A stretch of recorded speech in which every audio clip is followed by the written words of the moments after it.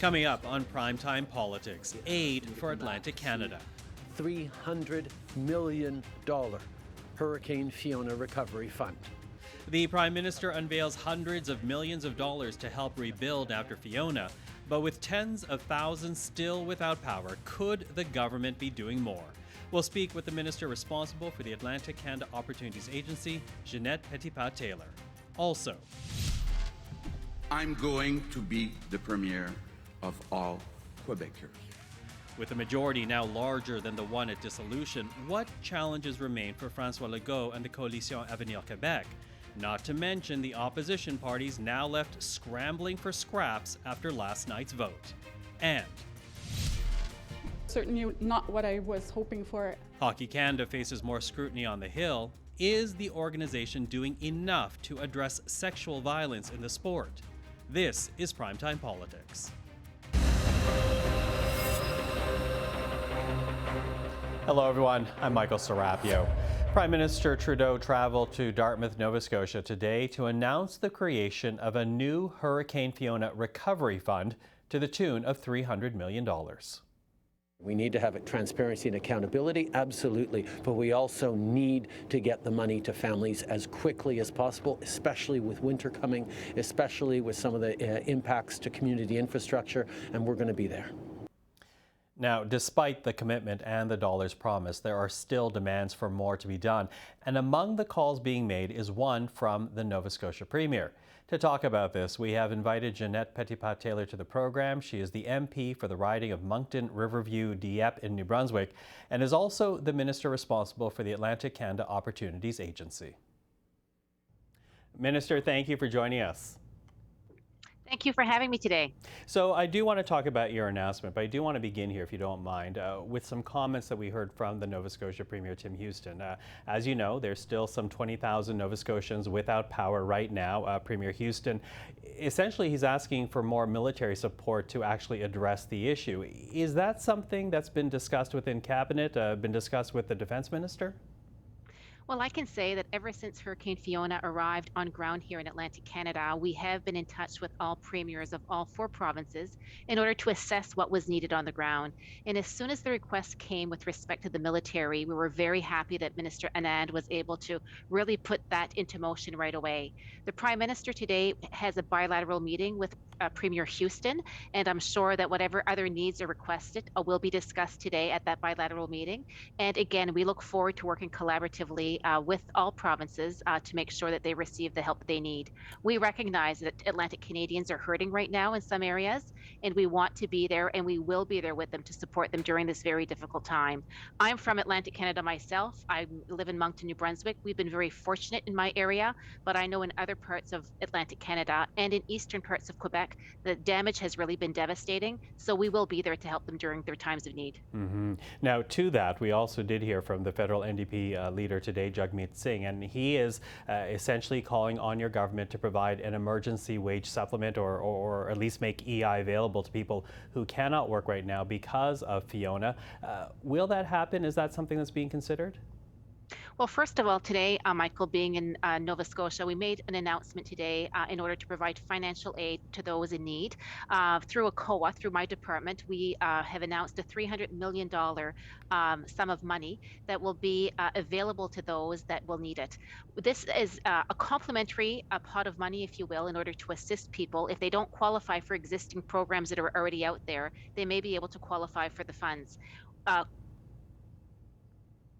Requests that are going to be coming in, and also we're going to be working with other federal departments like the Department of Transportation, DFO, to make sure that when we receive those requests that they will be able to be assessed, and then from there we want to move forward in making sure that people receive the help they need. We recognize as I sorry we to recognize interrupt. as well. Sorry to we interrupt, but recognize in British Columbia, when there was flooding, EI was made available to people. I realize that the funding that you did announce today is meant to be complementary, but is there some type of EI rollout, for example, being thought of, considering that's infrastructure that already exists? With respect to working with the provinces and territories, we've been very clear that we will continue to meet with the premiers, to work with the premiers on the ground, and then from there to assess the needs of what is needed, for constituents, for people in Atlantic Canada. We have always been there in order to help them during their time of need, and again, we'll continue to do so. We have to also recognize that a lot of assessments are still being done with respect to exactly what type of aid will be required in the short and the long term. But I certainly want to really, my message to Atlantic Canadians is that the federal government will be there. We will be a partner at the table in order to provide the assistance that is needed. Yeah, and as you noted, $300 million being earmarked for financial aid for the region. Now, your government is also providing financial assistance to the provinces through the disaster financial assistance arrangements. Talk to us about that, what that money will be used for, and how you distinguish that fund from the $300 million that you referenced earlier. The Disaster Financial Assistance Program or arrangement is through the Department of Public Safety, and they will be managing those types of investments that will be made. Those arrangements are made through working with the provinces that have been affected, and those requests will be coming in. The announcement that we made today, however, is an amount of money above and beyond the Disaster Financial Assistance Program, because we certainly recognize that there may be some groups that won't qualify for that program, and we want to make sure that small and medium-sized businesses that have been impacted by the hurricane, that they will also have access to some funding. We recognize, again, that it could be restaurants, it could be tourism industries, but in Atlantic Canada, we also recognize that wharfs, small craft harbors have very much been affected by the storm as well. And again, we want to make sure that some monies are available in order to make those proper investments, in order to make sure that that infrastructure is going to be taken care of. So there's a multitude of different programs that exist out there, let it be infrastructure programs or the DFAA program. Today, what we're announcing through ACOA is to make sure that this program is a complementary program, because we want to make sure if some folks don't fit into the existing programs that are out there, that this fund will hopefully be able to assist them in the rebuilding and in the recovery part. Okay, I've got less than a minute, Minister. How quickly will those funds be made available? How quickly will they actually roll out? I was extremely pleased that we were asked that the funds be administered and coordinated through ACOA. ACOA is our Atlantic Canada Opportunities Agency, a regional economic agency that knows the region very, very well. We have over 35 service offices across Atlantic Canada. The staff through ACOA and myself have been in touch with small and medium-sized businesses already through the course of this pandemic, through the course of the hurricane. And also, we've been in touch with mayors and premiers. So we certainly have the expertise. We can pivot very quickly in making sure that the criteria are put in place, because our objective is to make sure that the money is going to be rolling out very, very quickly. So in the next coming days, we'll be working on details of the criteria, the eligibility criteria, and then from there, we'll be moving with making sure that proponents will be aware of that, and we plan on moving and rolling out the money very quickly. Minister Ginette Petitpas Taylor, always nice to speak with you. Thank you for this. Thank you so much. After an often divisive campaign, the verdict was quite decisive. François Legault will once again be Premier of Quebec, returning to the National Assembly with an even larger majority, but also with a promise to be a Premier for all after controversial comments about immigration. When I say that Quebecers form a great nation, I mean all Quebecers, from all regions, of all ages, of all origins. I'm going to be the Premier of all Quebecers. Now, to go through last night's election results, we are inviting to the program polls analyst Eric Grenier, who provides analysis of provincial and federal elections on his website, The Writ. Eric, nice to see you. Thanks for being with us. Happy to be here. Now, the vote went as expected with a second majority for the CAQ. But, as resounding a victory as it was for Legault, the party did fail to make gains on the island of Montreal. Can you talk to us about that essential roadblock for Legault? I do think that is going to be a disappointment today for François Legault, because the CAQ was hoping to make some inroads on the island of Montreal, and they had some expectations that they could pick up a few seats. And earlier on in the campaign, they were probably in a pretty good position to do that. But I think that over the course of the 5 weeks, a lot of the statements that the Premier made regarding immigration and some of his candidates as well probably alienated quite a few voters on the island of Montreal, and among Anglophone voters, who were not very happy about Bill 96. I think it did limit the CEQ's ability to make some inroads on the island of Montreal. They had won a couple seats back in 2018, and that was seen as a big breakthrough. It was seen as a big surprise, and they were hoping to build on that, but clearly they haven't. They finished in third place in the vote in terms of the island of Montreal, and of course with just 2 seats. They did pick up 1, but they also lost 1. So for them, it's pretty much back to square one for them and Montreal. Mm-hmm. Now, you mentioned the Anglophone vote, and interestingly, when Legault, as you know, started the CAQ, he was talking about right-sizing the public service, getting Quebec to do better economically. But this time around, the focus really has been much more about the French language, French identity, immigration to the province. I'm wondering, does Legault's victory reflect the importance of those issues to Quebecers, or whether or not they actually agree that strongly? Or were they just stands that most voters did not find objectionable or objectionable enough to actually change their voting intentions? I think there was 2 things at play here. One is that for CAQ voters, just the government's management of the economy is probably still the #1 issue. Cost of living and things like that are still really important to Quebecers, the healthcare system. So I think that the notion of the CAQ as a good party in terms of government management probably helped them the most. But the focus on French language, a lot of discussion about immigration, a lot of the discussion about immigration I think was in part because François Legault kept on making gaffes in terms of that issue that made him keep talking about it. But I think it was in terms of trying to keep on board a lot of the voters that they did pick up from the Parti Québécois. The Parti Québécois dropped quite a few voters, and a lot of them went to the CAQ. And if you look at the map of where the CAQ was able to pick up seats, it was at the expense of the Liberals, where they still had some Francophone support, and it was at the expense of the Parti Québécois, particularly in eastern Quebec. So I think that for François Legault, he had made the calculation that he was going to be losing some of those right-wing voters, center-right voters to the Conservatives. In order to keep those nationalist voters who care more about language and immigration, he had to go on those issues as well. So I think it was more of a calculation rather than an indication of where Quebecers are in terms of their priorities. Mm-hmm. Now, on the other side, the Liberals were able to hold on to their official opposition status, but still they lost seats, and they also lost support among Francophone voters. So talk to us about the challenge Quebec Liberals now have in terms of finding support beyond the Anglophone and Allophone vote. That is really the biggest issue for the Quebec Liberals right now, because at the end of the campaign, the polls were giving them single-digit support among Francophones. This is a party that, back with Jean Charest or Philippe Couillard, would have won the Francophone vote when they formed government, and now they are barely registering. In parts of the province, they were at 5-6% support. You look at the Quebec City region, an area where the Liberals used to be able to win seats, they were at 5 or 6%. This is just a party that is no longer appealing to Francophone Quebecers, and especially Francophone Quebecers who don't live in the Montreal area. Because if you look at the map now, they only hold a few seats that are in the Montreal suburbs, and then beyond that, you have to go to Pontiac in the Outaouais to find a Liberal riding. So the Liberals are in a lot of trouble. They did manage to hold on to official opposition status, and they were pretty happy about that. But this is now the second election in a row that is their worst election ever, and they need to figure out how they're going to get back into the Francophone parts of Quebec if they're ever going to form a government again. And this might be a bit of an example that is similar to what happened to the federal Liberals in the 2011 election. It required some catastrophic defeats before they were able to really refresh and rebrand themselves, because the Liberals really desperately need a rebranding of some kind, because right now they're just not appealing to that Francophone mass of voters that decide elections in Quebec.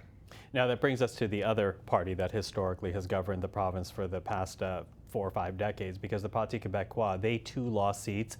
They fell short of official party status within the National Assembly. Has the CAQ effectively laid claim to the issue of sovereignty and taken it away from the Parti Québécois?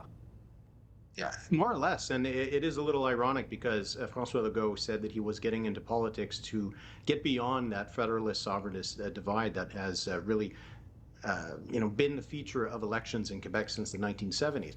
And he has effectively taken it off the table. That the Parti Québécois now is just getting the support of primarily people who care most about independence. And while support for sovereignty for Quebec still generally is in the 30 to 35% range in polls, it's just not a priority for a lot of even those sovereigntists. They rather vote for a party like the CAQ that has given Quebec a lot of the things that sovereigntists wanted, just more autonomy within the government. And he has taken the fight to Ottawa more than, federalist liberal premiers would have in the past, but not going so far as to alienate people who don't want all of the tumultuousness of a referendum campaign. So he has effectively taken that issue off the table, and that's why that he has been doing so well and eating a lot of the PQ vote. You look at some of the places where the CQ was strongest. One of them was in the Saguenay-Lac-Saint-Jean. That used to be Lucien Bouchard's area. It was a part of the province that was so strongly Sovereignist, and now it is strongly CAQ, and I think it shows how effective they have been in just eating the PQ's lunch.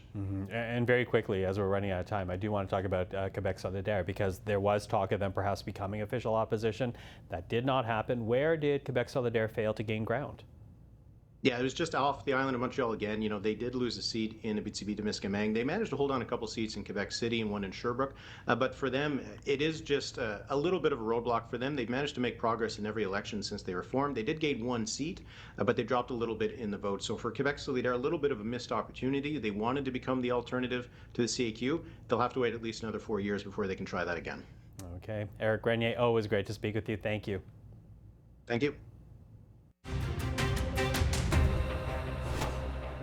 Hockey Canada is once again defending its actions to a parliamentary committee, defending its leadership, addressing how allegations of sexual assault have been handled, and where the organization found money to settle those cases out of court. The Minister of Sport is calling for a change in leadership, but the organization is pushing back. Our board, frankly, does not share the view that senior leadership should be replaced on the basis of what we consider to be substantial misinformation and unduly cynical attacks. I appreciate that others disagree with us, but our positions are based on the information that we have and an understanding that Hockey Canada has an excellent reputation. At this point, with the current leadership, I don't have hope that they have the capacity to renew themselves from within. That's why I'm calling for the 13 voting members to impose that change at Hockey Canada. Now, for her thoughts, we are reaching out now to Teresa Bailey. She is the founder of Canadian Hockey Moms and speaks often about the state of minor hockey in this country. Ms. Bailey, thank you for joining us. Thank you for having me. Listen, I want to begin with your reaction to the revelation that there was not one, but two funds created by Hockey Canada to allegedly settle sexual assault claims. What's your reaction to that? I think that it, again, leads to more questions than answers for me. And my understanding is that Hockey Canada doesn't define this as an asset, that it was a fund set up for the members, so the provinces, but similar to the initial fund for the same purposes. So my question is, if they knew that fund was there, why didn't they offer that information before? And the lack of bringing that forward just leads to more questions around transparency. And many people are talking about that. We should point out, though, that Hockey Canada says that since its creation, this second fund has not been used to settle any case. But it's still money, according to the Globe and Mail, which broke the story. It's still money that the Globe and Mail says was collected through player registration fees. I would imagine that hockey parents such as yourself would find that very alarming. I think that that's been a question from the beginning. Why were we never told this? And how do you even begin to find that information out? And that, I think, is the biggest problem, that there is maybe no avenue. Well, I know there's no avenue to get the answers to this question without the Globe and Mail, for example, digging into it. And a lot of the questions could be easily alleviated if the information was more readily available, but it does not seem to be the case. And I think parents are frustrated that they don't understand where their money's going to. And I think everyone's frustrated that it's not been handled differently. In fact, Pascal Saint-Onge, the Minister of Sport, she says that Hockey Canada needs new leadership, and she says it needs new leadership for treating sexual violence as an insurance problem rather than a systemic problem, a word that you yourself used. What do you think can be done? Because I'm wondering about the practical impact for any parent out there that's thinking about perhaps enrolling their child in hockey. These types of stories, I'm sure, gives them reason to pause. Yeah, I think it's a real problem, and I think that in terms of leadership, Another thing that was said during the questioning today was that Hockey Canada has a great reputation. And one of the MPs mentioned, well, it seems like you all think you're doing a great job, but if you ask the rest of Canada, they're not so sure.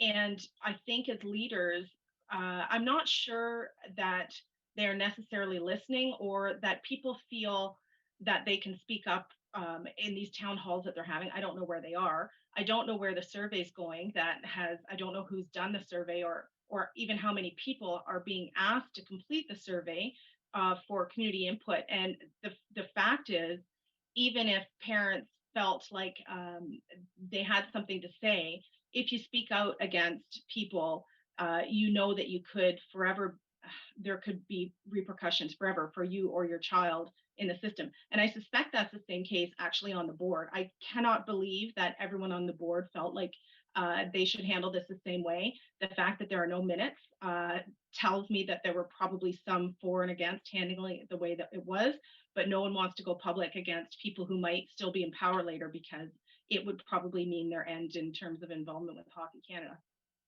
So, what do you think is a practical solution? Is there one at this point?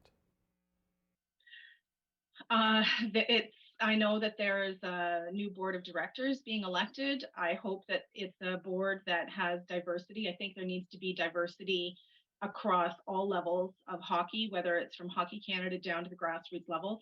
I think that that's one way to change the problems that are happening here, and I think also that there's an opportunity to gather information and get input in a way that they say they're doing that through the survey and through the town halls, but I'm not sure that that's necessarily happened because even the survey questions have been they've been frustrating people because it's more about the appearance of how things are being handled as opposed to actual real change. And I think the other thing maybe that should happen or that should definitely happen is training, governance training across the system, grassroots all the way up.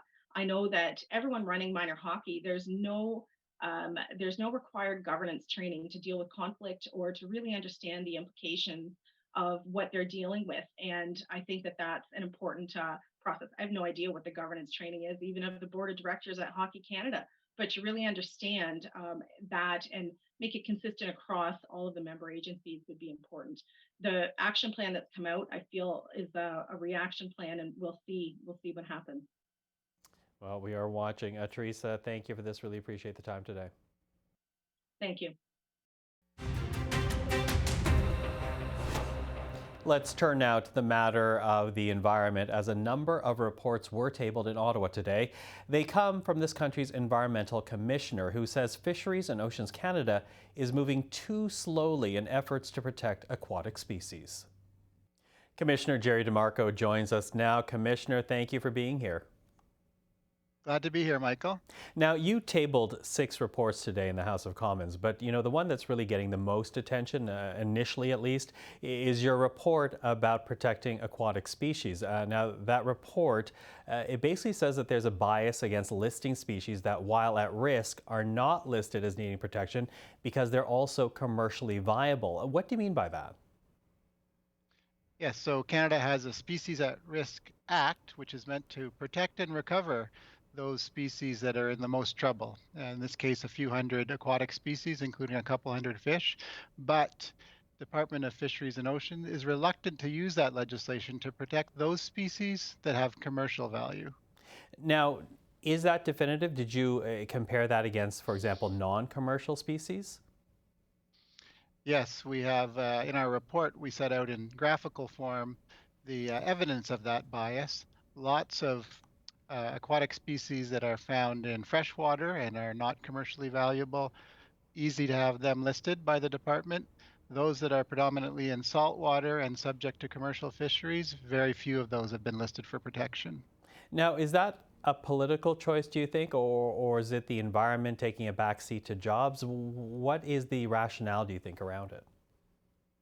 Well, it looks to us as an example of short-term economics trumping long-term sustainability issues. But our view is that if you take a long-term view, the environmental interests and the economic interests should align because communities the fishing fleets and so on, they all rely on a sustainable fish stock, and so does the ecosystem. So it's a case of short-term economic gain trumping long-term sustainability.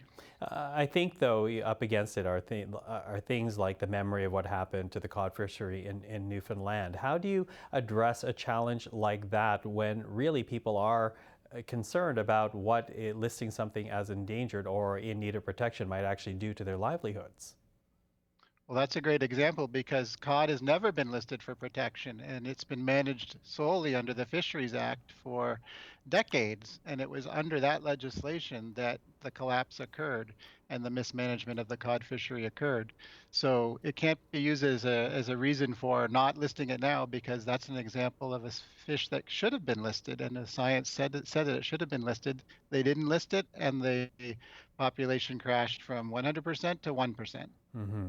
But if there is this hesitancy to put species that are in need of protection on the list itself, how do you address a challenge like that? Is that a cultural challenge to be addressed within the civil service?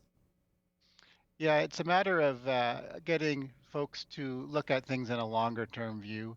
And I know there are a lot of pressures, both politically and within the bureaucracy, to discount the future and to focus on short-term deliverables. And there's pressures from communities that are reliant on fishing. But those same communities require long-term sustainable stocks to sustain those communities. So that's what I was saying. You know, the long-term sustainability is the place where economic interests and ecological interests should align. Mm-hmm, mm-hmm. Now, that may actually build on another point that you made, because you are also calling out some government departments for failing to do a better job at species protection. What exactly, or rather, which departments are you concerned about? What impact does that lack of specificity actually have on what you're trying to achieve? Yeah, so that's our Sustainable Development Report, and it looks at fisheries and oceans, the same one as Aquatic Species Report, plus Environment and Climate Change Canada, plus Parks Canada. So those are the three lead agencies in delivering on the Sustainable Development Strategy goal relating to species at risk recovery. And there we're seeing a troubling lack of results, really. 7 to 8 years now, they've been stuck at reaching only about 40% of their target for recovering species at risk. The short-term target is 60%, and the long-term target, of course, is 100% to try to prevent these species from extinction. So what would you have them do then? Now that you've pointed out the problem, what would you like to see? Well, there needs to be more of a focus on results and measures to actually protect and recover species. There's a lot of process involved, a lot of deliberations. The fisheries and oceans can take up to 10, 11 years just to decide whether to protect a species or not. In the meantime, the species is in trouble. These are the species that are in the emergency room of biodiversity, just a few hundred out of the tens of thousands of species in Canada. So they need urgent action, and they can't afford long bureaucratic processes that we're seeing now. Commissioner, thank you for this. Really appreciate the time today. Thank you. And that is our program for tonight. On behalf of everyone here at CPAC, thank you for watching. I'm Michael Serapio. We'll see you tomorrow.